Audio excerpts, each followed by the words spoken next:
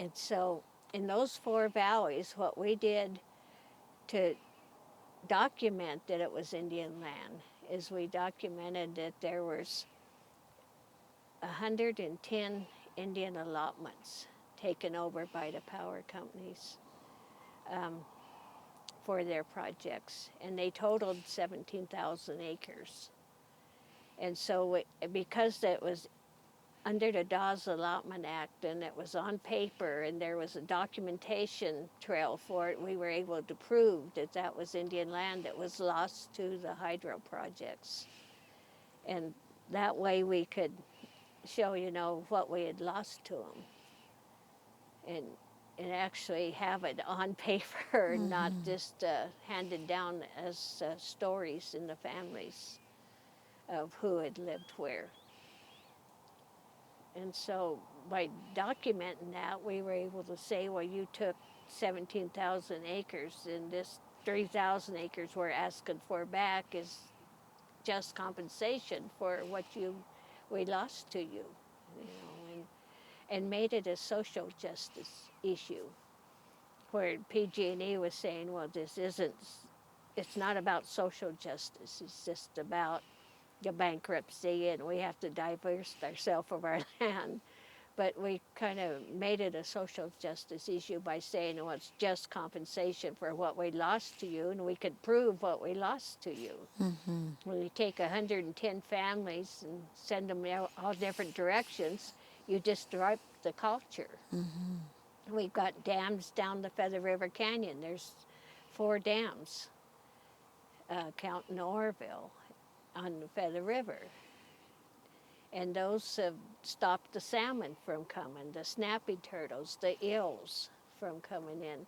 So we didn't only lose the salmon and the eels and stuff, but we also lost the culture that went with it, the songs, the fishing villages, the ceremonies, the things that went along with the gathering and harvesting of those products. So we were able to show that we had a loss.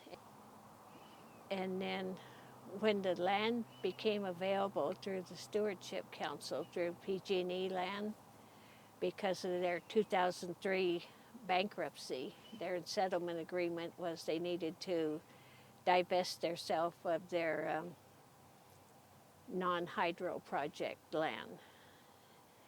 And so when that land became available, in 2009 we incorporated the Maidu Summit group as Maidu Summit Consortium. And that was 9 of the groups got together and incorporated to be eligible to go after that land, to be able to apply for it. And can you tell us a little bit about where we are right now, where we're sitting? Okay, that process has pretty much gone through on that land. The summit started out requesting 30-some parcels of land. We kept cutting it down to where we thought we could manage the land that we got, and it ended up that we got almost 3,000 acres, the deeds to almost 3,000 acres of the land. There's Tasman Koyam, which was Humbug Valley, was 2,400 acres. There's 5 parcels around Lake Almanor that total 600 acres. And so it's just a little under 3,000 acres total that we were able to get back from PG&E. So what has the reaction been in the surrounding community to the land transfers to Maidu Summit? The local community has been real supportive of our trying to get the land back. Their one concern, I think, was their access to the land for hunting, their gathering, their just recreation around the lake and stuff, because some of the parcels on the lake are shoreline lake parcels, and so they were concerned, they'd still be able to use the land for access.